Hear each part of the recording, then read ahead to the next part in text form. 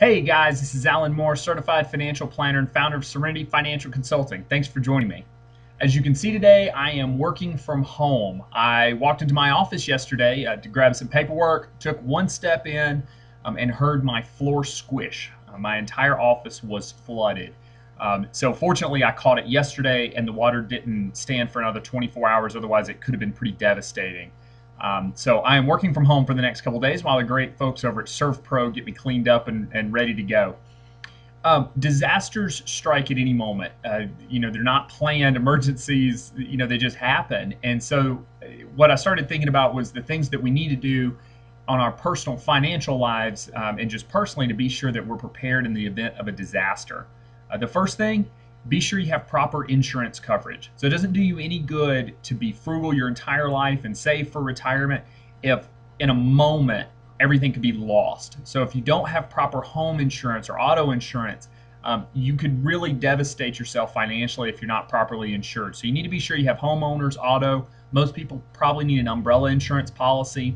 If other people depend on you financially, you probably need disability and life insurance. So definitely consider getting those in place if you don't have them. The second piece is to have an emergency fund. You can't depend, even if you have great insurance, you can't depend on the insurance 100%. Claims do get denied. They take a while to process. Insurance companies aren't necessarily eager to write you a check within 24 hours.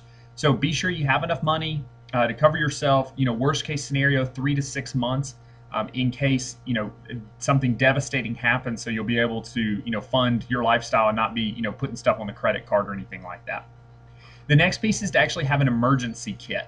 Ready.gov has been doing some really great commercials lately, and it's got me thinking about the importance of having an emergency kit. So for more detailed information, I would go over there to ready.gov. They've got a lot of great information.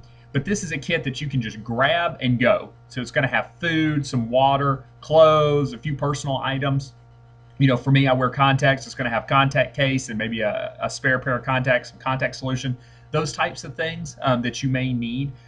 You never know when a hurricane or a tornado or your town may flood. Here in Shorewood, we had a flood in 2010 that was completely unexpected, flash flood. Again, it can be pretty devastating. So you just want to have everything pulled together so you can grab it and run out the door.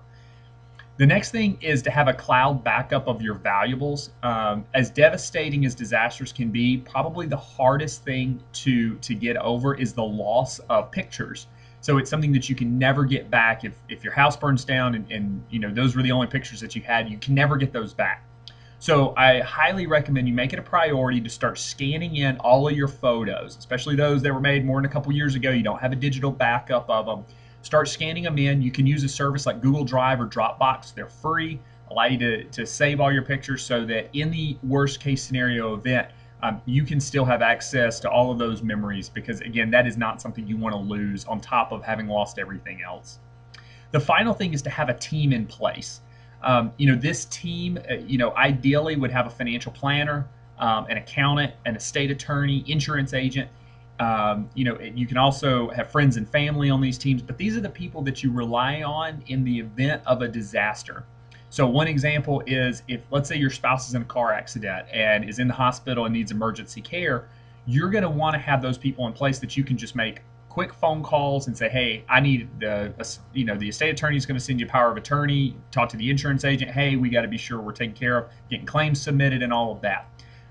The financial planner can actually act as kind of the quarterback of that team. So you call the financial planner and then they kind of handle coordination with everybody else depending on the way your financial planner operates. But it's incredibly important to have those people in place because you'll certainly know it if you don't and you're trying to handle everything else, everything on your own.